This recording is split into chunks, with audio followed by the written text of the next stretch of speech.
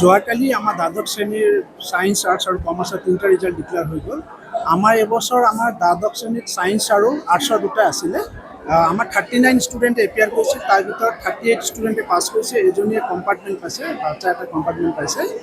তাৰ ভিতৰত আমাৰ 95টো হায়েষ্ট হৈ গ'ল এবাৰ।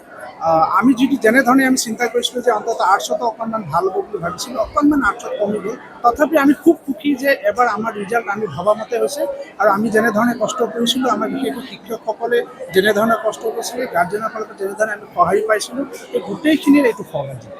আমাৰ যিকেইজন এটা ষ্টুডেণ্ট আছে এইবাৰ 12ত দিব, তেওঁলোকো খুব ভাল। আমি যিমান পাইছোঁ আমাৰ ফালৰ পৰা আমি এতিয়াৰ পৰা আমি আৰম্ভ কৰি দিছোঁ যে আমি শিক্ষকসকলে এতিয়াৰ পৰা এক্সট্ৰা ক্লাছৰ পৰা আৰম্ভ কৰি আমি ফুল্লি ক্লাছখিনি যাতে ডিজিটেলাইজ হয়, ডিজিটেল মাধ্যমত যাতে আমি শিক্ষা পাঠদান কৰিব পাৰোঁ, সেইকাৰণে আমি গোটেই প্ৰক্ৰিয়াটো আমি এতিয়াৰ পৰা আৰম্ভ কৰিছোঁ আৰু আমাৰ সেইকাৰণে আগতীয়াকৈ আমি আমাৰ ছেশ্যনটো এবাৰ আমি আৰম্ভ কৰি দিছোঁ।